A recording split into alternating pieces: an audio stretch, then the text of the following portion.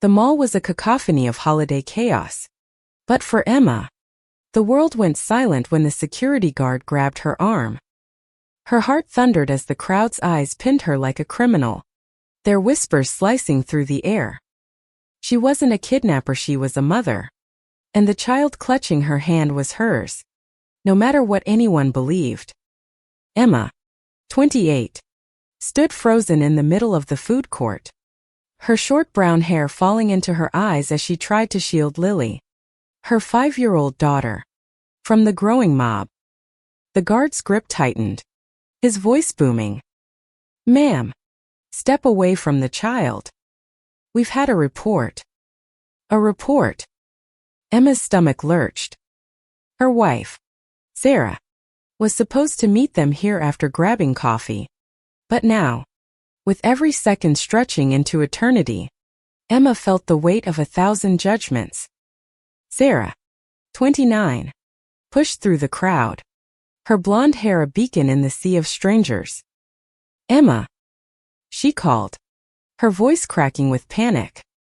She dropped her coffee, the cup splattering across the tiles, and ran to her family. "What's happening?" she demanded, her blue eyes blazing as she reached for Lily, who clung tighter to Emma's leg. The guard's gaze flicked between them, suspicion hardening his features. "We need to verify custody," he said, his tone clipped. "Someone reported a possible abduction." The word abduction hit like a slap. Emma's chest tightened, her breath shallow.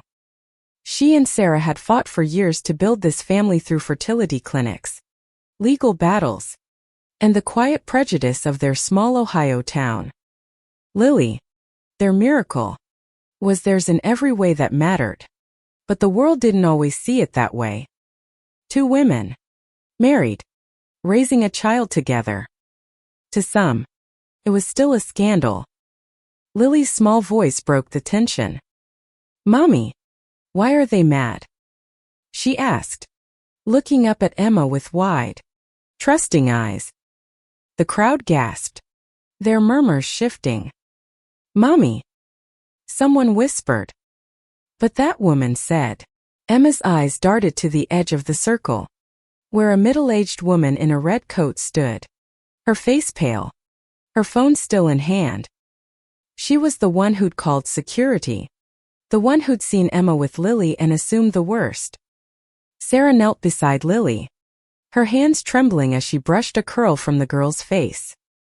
"We're okay, sweetheart," she whispered, though her voice shook. "We're all okay." But they weren't.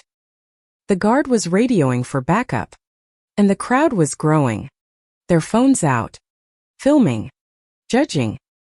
Emma felt exposed, raw, like her life was being dissected for public consumption. It hadn't always been like this. Emma and Sarah met 6 years ago at a community theater in Columbus, both auditioning for a play neither got. Emma, a graphic designer with a quick laugh and a guarded heart, had been drawn to Sarah's warmth, her unshakable optimism. Sarah, a high school English teacher, had a way of making the world feel softer, safer. They fell in love fast, married 2 years later, and decided to start a family.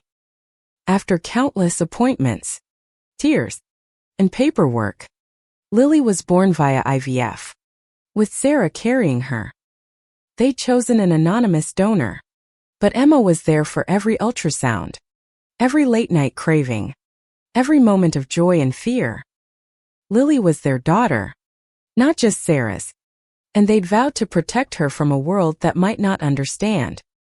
But now, that world was closing in.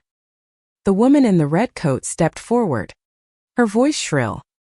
"I saw her take the kid from the play area. She didn't look like her mother." Emma's blood boiled.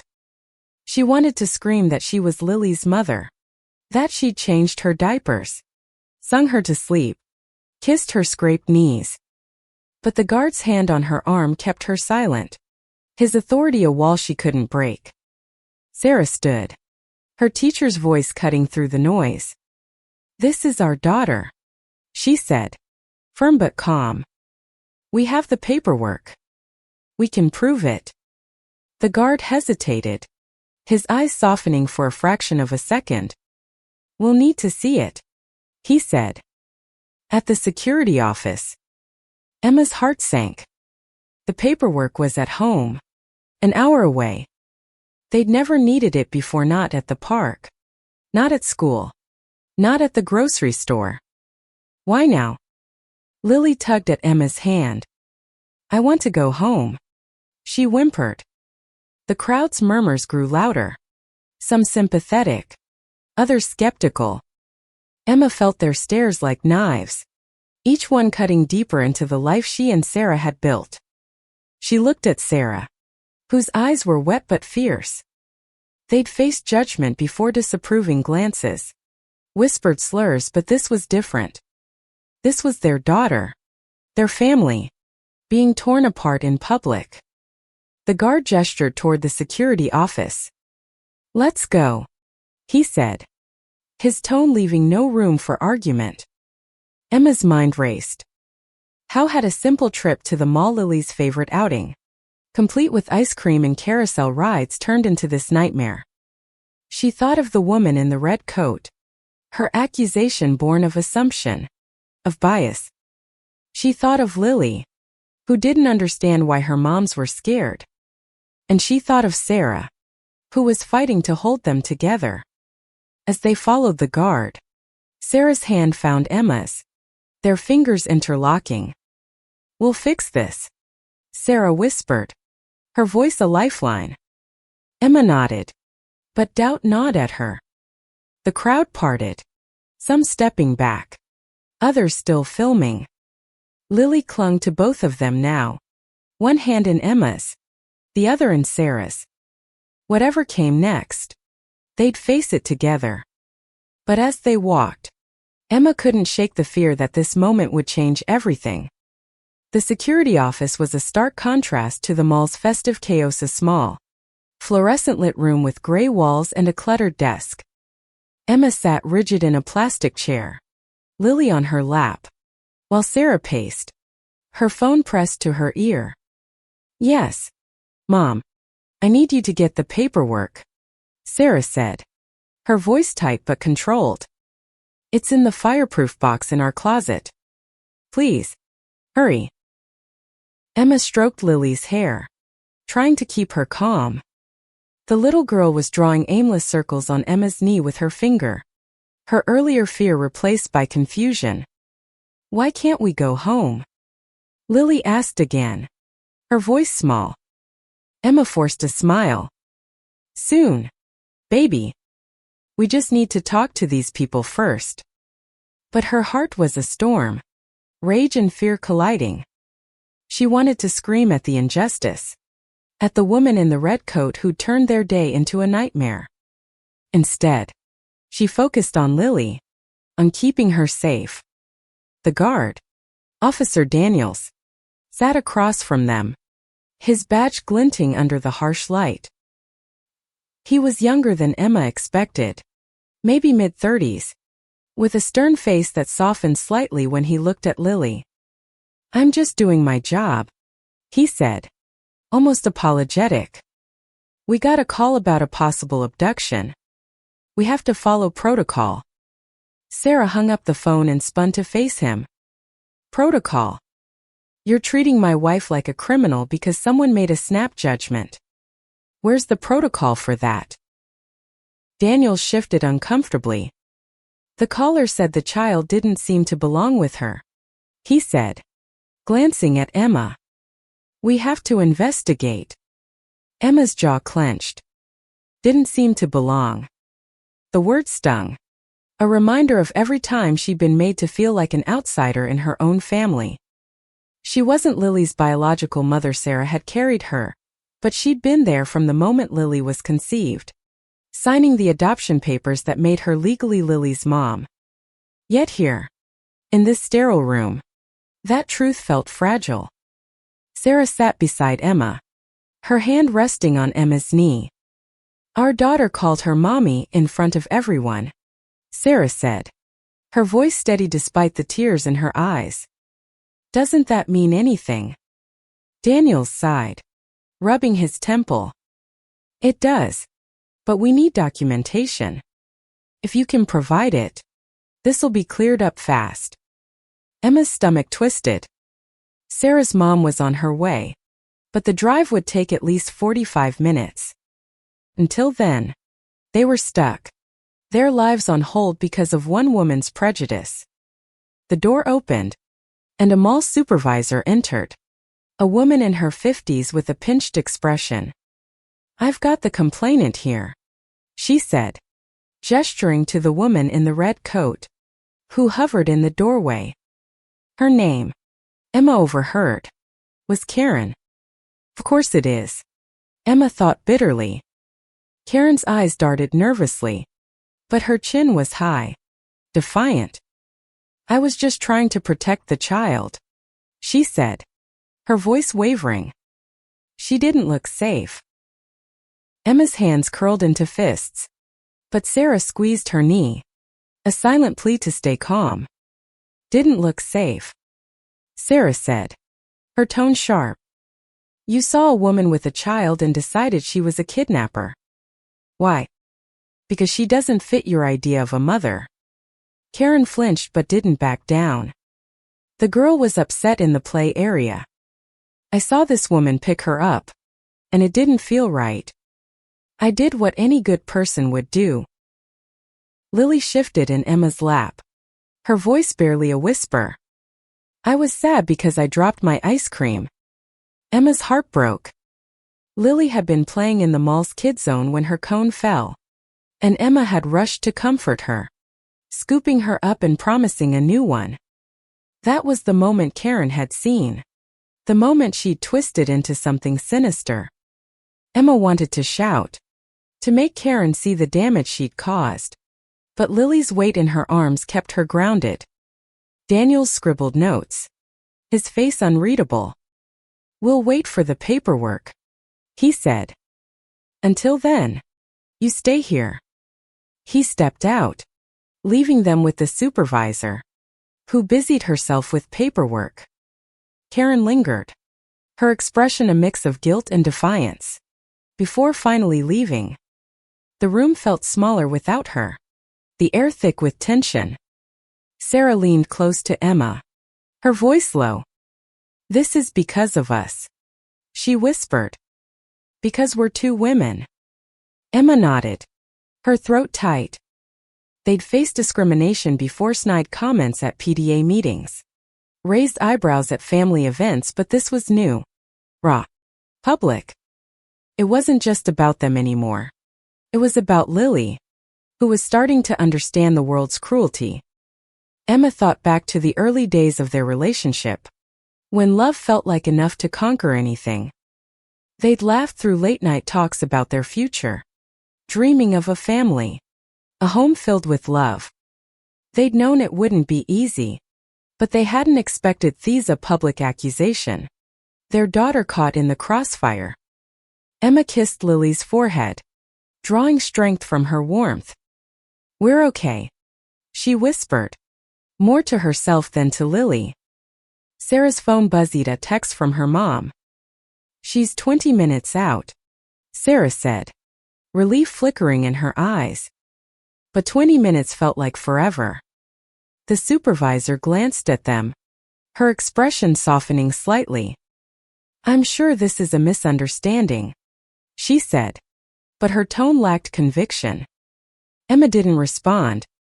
She was tired of proving her family's legitimacy, tired of justifying their love. Lily yawned, her small body curling closer to Emma. Can we get ice cream after? She asked, her innocence a stark contrast to the room's tension. Emma smiled, her heart aching. Yeah, baby. The biggest cone they've got. Sarah reached for Emma's hand, their fingers intertwining. They were a team, family, and no one, not Karen, not the guard, not the staring crowd, could take that away. But as they waited, Emma couldn't shake the fear that this wasn't over. The accusation had opened a wound, one that might not heal easily. She looked at Sarah, whose jaw was set, her eyes fierce with determination. They'd fight for their family, no matter what. But for now, they could only wait, holding tight to each other in a world that didn't always understand. Time crawled in the security office, each tick of the clock a reminder of their limbo. Emma's arms ached from holding Lily, but she didn't dare let go, as if her grip could shield her daughter from the world's judgment. Sarah sat beside her, scrolling through her phone, trying to distract herself, but her leg bounced with restless energy. The door swung open, and Sarah's mom, Linda, burst in, her face flushed from the drive. 60. Linda was a forced gray hair pulled into a messy bun, her teacher's authority radiating despite her casual sweater. She clutched a manila folder, the adoption papers inside. "Here," she said, thrusting the folder at the supervisor. "Everything you need to prove my girls are Lily's parents." Her voice was steady, but her eyes blazed with protective fury. The supervisor skimmed the documents, her lips pursed.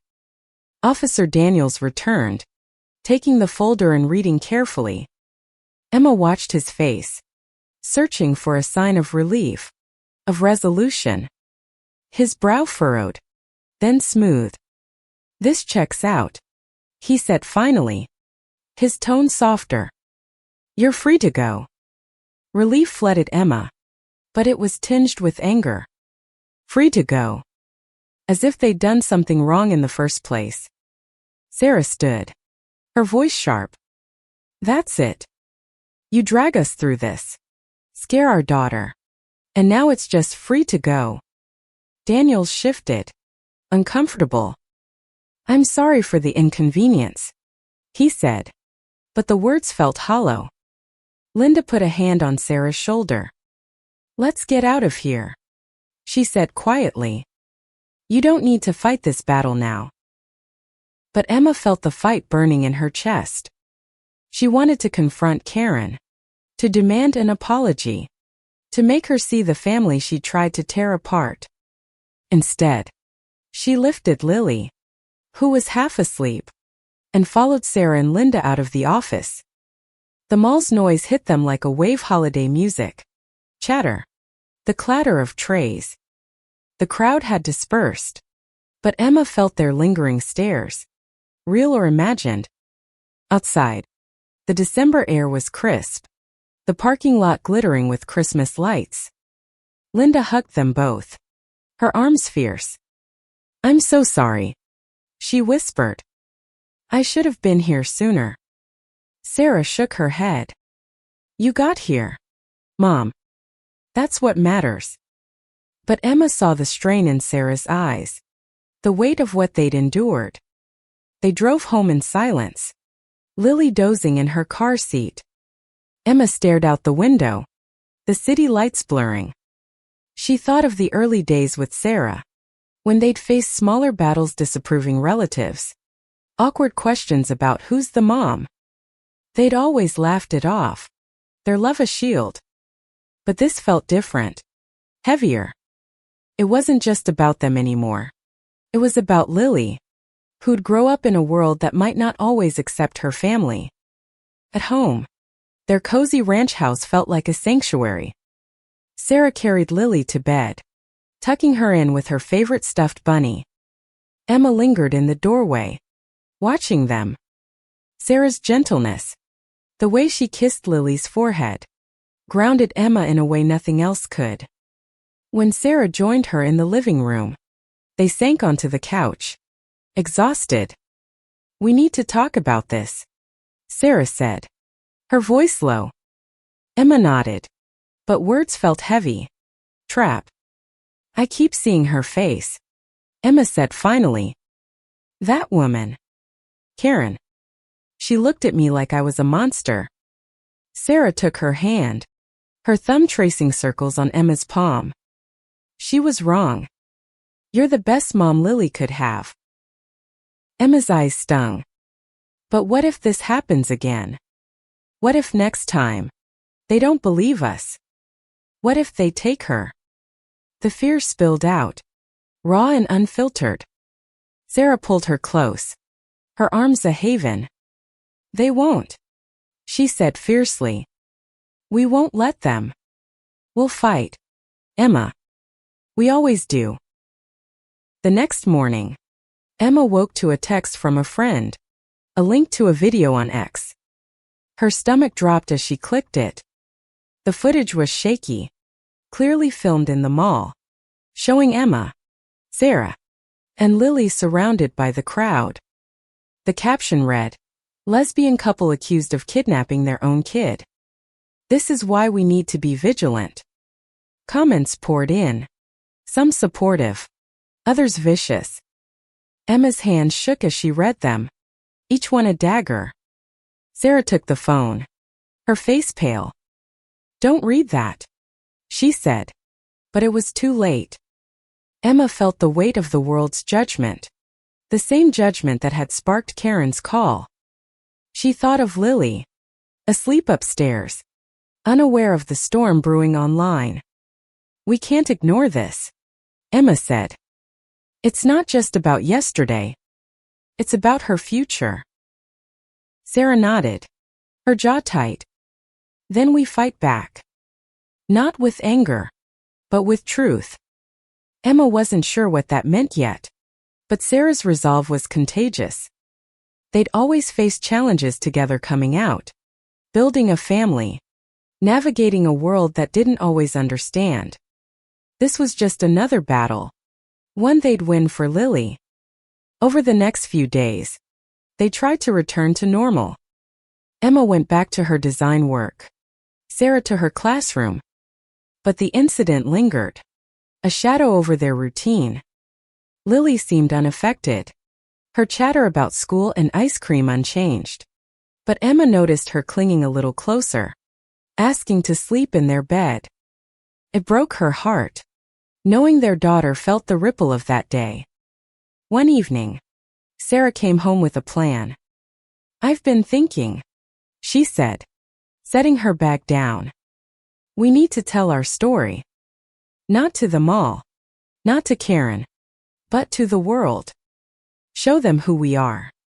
Emma hesitated.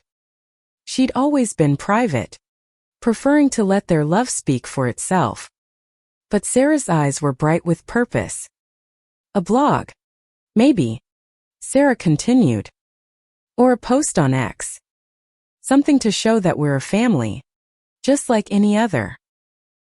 Emma wasn't convinced, but she trusted Sarah's instincts. They'd always balanced each other. Emma's caution, Sarah's courage. If Sarah believed this could help, Emma was willing to try. As they sat down to draft their story, Emma felt a spark of hope. Maybe this was how they'd fight, not with fists, but with words, with love, with truth. The living room was quiet, save for the soft tap of Sarah's laptop keys. Emma sat beside her, a mug of tea cooling in her hands. As they crafted their post, Sarah's fingers paused, hovering over the keyboard. "How do we start?" she asked, her voice heavy with the weight of their story. Emma leaned closer, reading the blank screen. "With the truth," she said. "That we're a family, and what happened was wrong." Sarah nodded, typing slowly at first, then faster as the words poured out. They wrote about the mall, about Lily's small voice calling Emma mommy, about the sting of being judged for who they loved. They wrote about their journey meeting at the theater, falling in love, building a life despite the world's doubts. Emma added details about Lily, her love for dinosaurs and her habit of sneaking extra cookies. It was raw, honest, human. When they posted it on X, they didn't expect much. Maybe a few likes from friends, a kind comment or two. But by morning, the post had spread, retweeted hundreds of times. Messages flooded their inbox, support from strangers, stories from other queer families, Even an apology from someone who'd been at the mall that day. But there were hate messages too. Venomous words that made Emma's stomach churn. Sarah squeezed her hand. "Focus on the good," she said. "It's there." The response was overwhelming, but it gave Emma a sense of purpose. She started replying to comments, thanking those who stood by them, ignoring the trolls. One message caught her eye: a local journalist asking to interview them for a piece on family discrimination. Emma hesitated, her instinct to retreat kicking in. But Sarah was already typing a reply. "This could help," she said. "Not just us, but others like us." The interview took place in their living room, Lily playing nearby with her blocks. The journalist, a kind woman named Rachel, listened intently as Emma and Sarah recounted the mall incident. "It's not just about that day," Emma said, her voice steady. "It's about every day we have to prove we're a family." Rachel nodded, scribbling notes. "Your story could start a conversation," she said. "People need to see this." The article went live a week later, accompanied by a photo of Emma, Sarah, and Lily laughing in their backyard. The headline read, "A family misjudged, the cost of assumption." It was picked up by larger outlets, sparking debates on X and beyond. Some praised their courage. Others called them attention seekers. Emma tried to focus on the positive, but the negativity stung, a reminder of how far they still had to go. At Lily's school, the incident had ripple effects. A few parents whispered when Emma dropped her off, but others approached with kindness, offering hugs or words of support. Lily's teacher, Emma Carter, pulled them aside one day. "I saw the article," she said. "I'm so sorry you went through that. If there's anything I can do," Emma thanked her, but the offer felt small against the larger battle.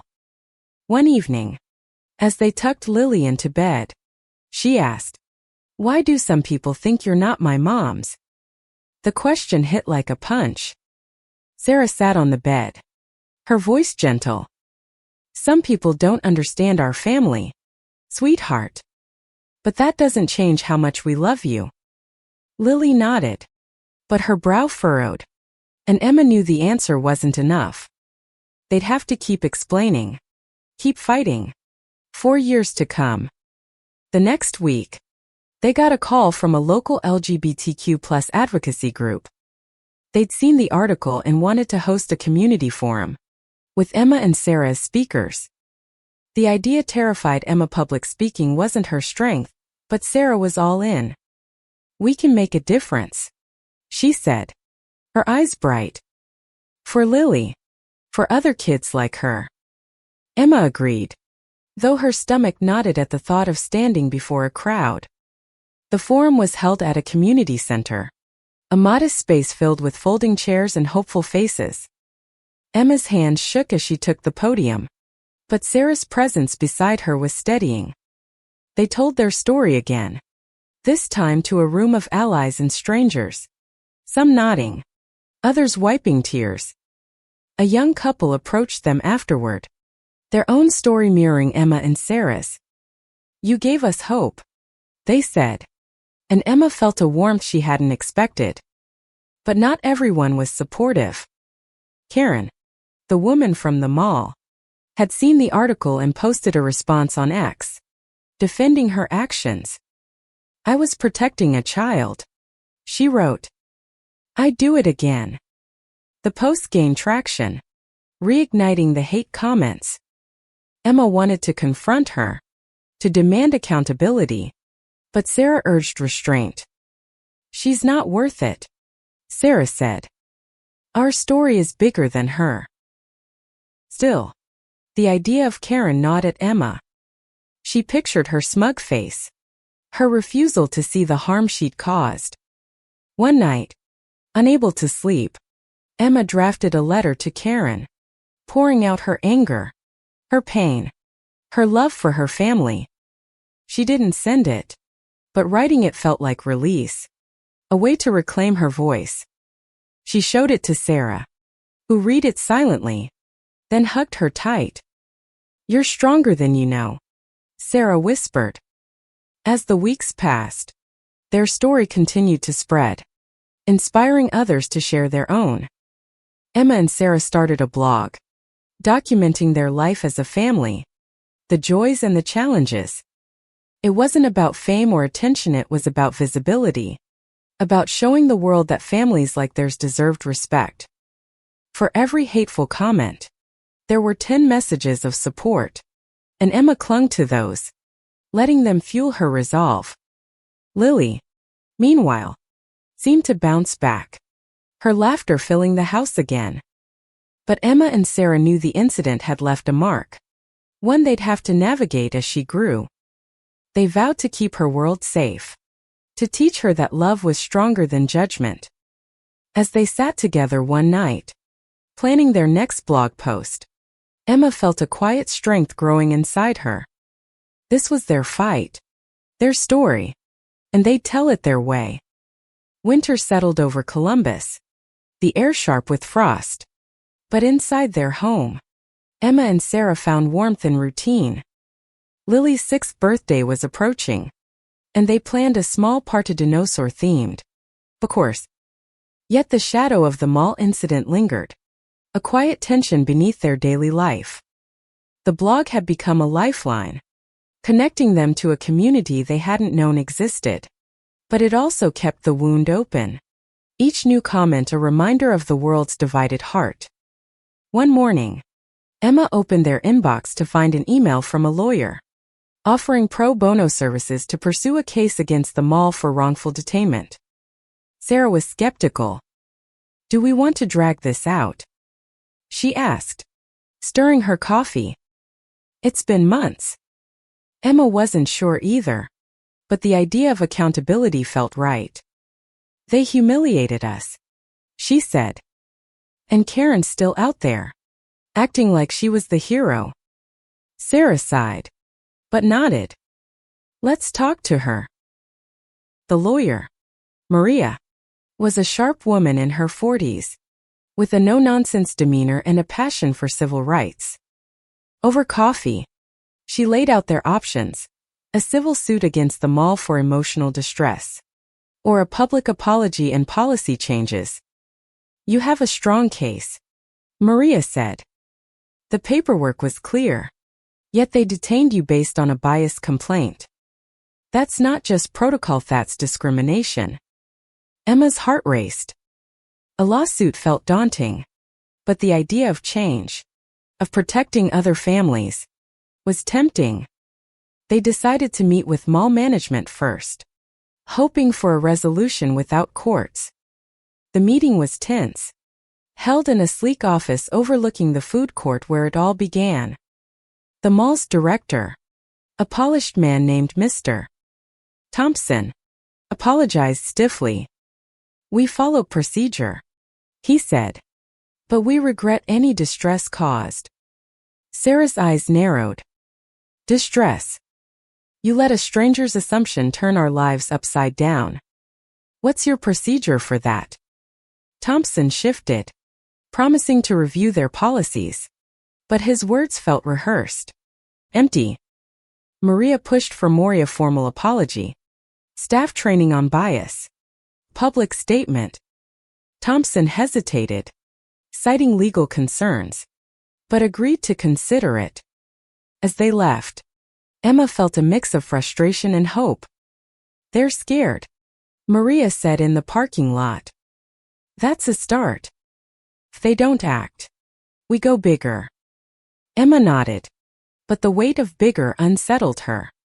A lawsuit meant more exposure, more scrutiny, more risk to Lily. Back home, they threw themselves into Lily's birthday, decorating with dinosaur balloons and baking a T-Rex cake. Lily's laughter filled the house, her joy a reminder of why they fought. But that night, as Emma scrolled through X, she saw a new post from Karen. "Some people play the victim to get attention." It read, I did what was right. The comments were a battlefield, some defending Karen, others calling her out. Emma's anger flared. But Sarah took her hand. She's trying to stay relevant, Sarah said. Don't let her win. The next day, they got a call from Rachel, the journalist. I've been following your story, she said. There's interest in a follow-up piece. Maybe a documentary. Would you be open to it? Emma's instinct was to say no. Enough people had seen their pain, but Sarah was intrigued. It's a chance to control the narrative, she said later, as they washed dishes. To show the world our love, not just our struggle. Emma wasn't convinced, but she agreed to think about it. The documentary idea gained traction, with a local filmmaker, Jamie, reaching out. They met at a cafe. Jamie's enthusiasm infectious. Your story is universal, they said. It's about family, love, fighting for what's right.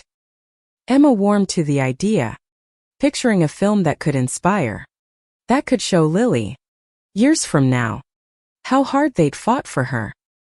They agreed to a small project, focusing on their life now, not just the mall incident. Filming began in their home, capturing quiet moments, Sarah reading to Lily, Emma sketching at her desk, the three of them dancing in the kitchen. Jamie was careful, respectful, letting them guide the story. But the process stirred memories, forcing Emma to relive that day in the mall. One night, after filming, she broke down, sobbing in Sarah's arms. I just want to protect her, she whispered. Sarah held her tight. You are. We are.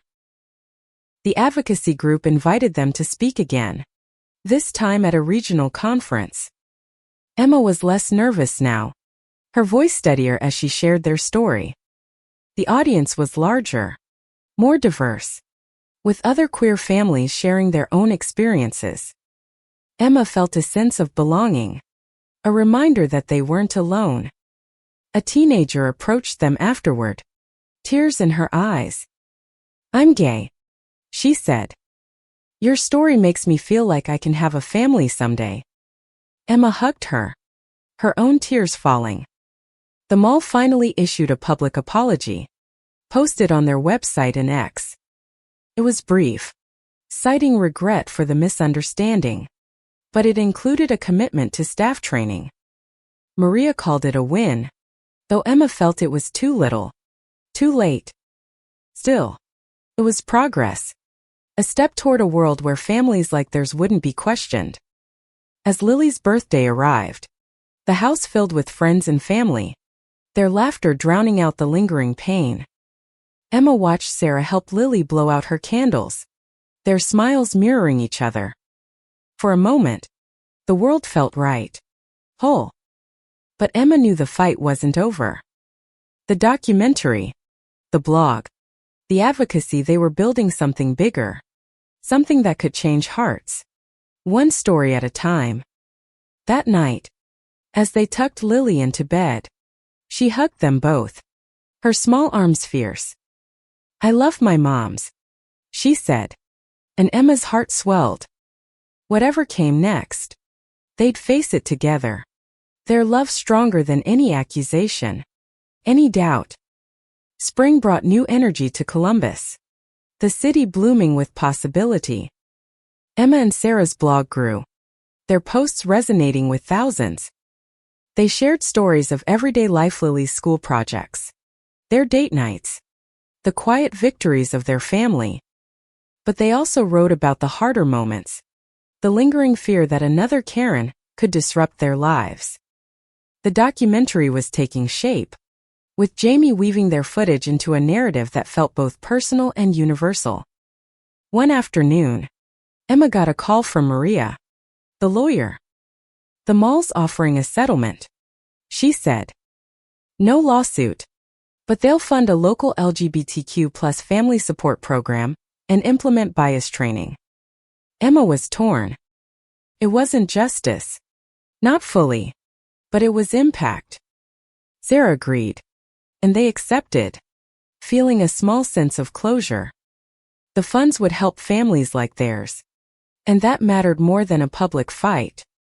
But Karen's presence lingered. Her ex-posts had quieted, but she'd given an interview to a conservative outlet, framing herself as a victim of woke backlash. Emma tried to ignore it, but the narrative stung, painting them as aggressors. Sarah, ever practical, suggested they respond indirectly, through their blog. Let's show who we are, she said. Not who she thinks we are. Their next post was a love letter to Lily, detailing the moment they first held her, the nights they'd spent dreaming of her future. It went viral, shared by celebrities and activists alike. The comments were overwhelmingly supportive, with other parents sharing their own stories of love and struggle. Emma felt a shift, a sense that their story was bigger than one bad day. The documentary premiered at a local film festival, a small but packed event. Emma gripped Sarah's hand as the lights dimmed, nervous about seeing their lives on screen. The film was raw, beautiful, capturing their love and resilience. When it ended, the audience stood, clapping, some crying. Lily, sitting between them, whispered, "That's us." Emma laughed, her heart full. For the first time, she felt proud, not just of their family, but of sharing it. The festival led to more opportunities, speaking engagements, interviews, even a book deal offer. Emma was hesitant, wary of overexposure, but Sarah saw it as a chance to keep pushing. "We're not just telling our story," she said. "We're changing the narrative for everyone." Emma agreed, and they began outlining a memoir, a blend of their love story and their fight for acceptance. Lily, now 6, was starting to ask bigger questions. "Why do some people not like our family?" she asked one night, her dinosaur pajamas glowing under the nightlight. Emma and Sarah exchanged a glance, choosing their words carefully. "Some people don't understand love like ours," Sarah said. "But that's their problem, not ours." Lily nodded, satisfied for now. But Emma knew these conversations would grow harder. The advocacy group connected them with other families, forming a tight-knit community. They hosted barbecues, playdates, even a family pride picnic in their backyard. Seeing Lily play with other kids, some with 2 moms or 2 dads, filled Emma with hope. This was the world they were building, one where love was enough. But challenges remained. A school board meeting sparked debate when a parent complained about non-traditional families in the curriculum. Emma and Sarah attended, speaking calmly but firmly about the need for inclusion. The room was divided, but their presence, alongside other queer parents, made an impact. The board voted to keep the inclusive materials, a small but meaningful victory. One evening, Emma found a letter in their mailbox. No return address. Her heart sank, expecting hate mail. But as she read, her breath caught. It was from Karen. "I saw your film," it began. "I was wrong. I acted out of fear, not reason. I'm sorry for the pain I caused." Emma read it twice, disbelief mixing with relief. Sarah, reading over her shoulder, was skeptical. "Do you think she means it?" she asked. Emma wasn't sure, but the apology felt like a crack in the wall of judgment they'd faced. They didn't respond to Karen, choosing instead to focus on their work. The book deal moved forward, and they spent late nights writing, their story taking shape. It wasn't just about them, it was about their love, their resilience, their hope for a better world. Jamie, the filmmaker, joined them for brainstorming sessions, their collaboration deepening. As summer approached, They planned a family vacation. A road trip to the Grand Canyon. It was a chance to escape. To be just them. Away from the spotlight. Lily was thrilled. Her backpack stuffed with dinosaur books and snacks. Emma and Sarah packed the car. Their hands brushing as they loaded bags. A quiet reminder of their bond. The night before they left, Emma sat on the porch, staring at the stars. Sarah joined her. A blanket draped over their shoulders. "We're doing okay, aren't we?" Sarah asked, her voice soft. Emma smiled, leaning into her. Better than okay. They'd faced the worst and come out stronger. Their love a beacon in the dark. For Lily. For each other. They'd keep fighting. Keep loving. Keep telling their story. The Grand Canyon stretched before them. A vast tapestry of reds and golds. Its beauty humbling. Emma, Sarah, and Lily stood at the edge. The wind carrying Lily's giggles as she pointed at a distant hawk. "It's like a dinosaur," she declared. And Emma laughed. Her heart lighter than it had been in months. This trip was their reset. A chance to be a family without the weight of the world's eyes. Back home, their story continued to ripple. The book, titled Our Truth, Our Family, was nearing completion. Each chapter a testament to their journey. Writing it had been cathartic, forcing Emma to confront her fears, her anger, her hope. Sarah's optimism shone through in every line, balancing Emma's introspection. They'd woven in stories from other families, creating a tapestry of resilience and love. The documentary had found a wider audience, streaming on a small platform and sparking conversations at schools and community centers. Emma and Sarah were invited to panel discussions, their voices growing steadier with each event. Lily, unaware of the full scope, loved the attention, proudly telling her friends, "My moms are in a movie." Karen's apology lingered in Emma's mind, a quiet victory she hadn't expected. They decided not to respond, letting her words stand as a step toward change. But one day, a package arrived, a children's book about diverse families, with a note from Karen. For Lily, it read, "I'm learning." Emma showed it to Sarah, who smiled softly. "Maybe she is," Sarah said. They gave the book to Lily, who added it to her growing collection. The advocacy group offered them a leadership role, and after much discussion, they accepted. It meant more responsibility, but also more impact. They organized workshops, helping queer families navigate legal and social challenges. Emma found herself mentoring younger couples, her own struggles fueling her empathy. Sarah thrived in the role, her teacher's heart perfect for guiding others. Lily started first grade, her confidence growing. She came home one day with a drawing two stick figures labeled Mommy Emma and Mommy Sarah, holding hands with a smaller figure labeled Me. Emma framed it, hanging it in the living room, a reminder of what they'd fought for. But they knew the world wasn't fully safe yet. They taught Lily how to respond to questions about her family, arming her with pride and resilience. One evening, they hosted a community event in their backyard, a celebration of queer families. The space was filled with laughter, kids running through sprinklers, parents sharing stories. Emma looked at Sarah, who was grilling burgers, her face glowing with joy. This was the life they dreamed of, not perfect, but theirs. They turned pain into purpose, judgment into understanding. The book launched in the fall, at a local bookstore packed with supporters. Emma and Sarah read excerpts, their voices trembling at first, then strong.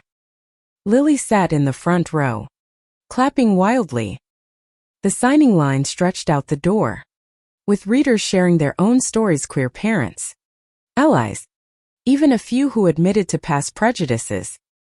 One woman, tears in her eyes, said, "Your book made me see my sister's family differently." "Thank you." Emma hugged her, feeling the weight of their impact. The mall incident, once a wound, had become a catalyst. It had forced them to fight, to speak, to love louder. They'd faced the worst of the world and found the best community, purpose, hope. The settlement funds had launched a local program, offering legal aid and support groups for queer families. Emma and Sarah volunteered, their story a beacon for others. As winter approached, they planned a quiet holiday, just the three of them. On Christmas Eve, they sat by the tree, Lily curled between them, reading her new book. The lights twinkled, casting a warm glow over their faces. Emma looked at Sarah, her partner, her home, and felt a peace she hadn't known was possible. They'd been accused, judged, exposed, but they'd risen, their love unyielding. Lily yawned, her voice sleepy. "I'm glad you're my mom's," she said, and Emma's heart swelled. Sarah kissed Lily's forehead, then Emma's lips. Silent vow. They'd faced a world that tried to tear them apart, and built something stronger in its place. Their story wasn't just theirs, Anna Marie, it was a light for others, a testament to love's power. As they tucked Lily into bed, Emma whispered, "We did it." Sarah smiled, her eyes bright. "We're still doing it." And they would. Every day. For Lily. For each other. For the families still fighting. Their love was their truth. And no one could take that away.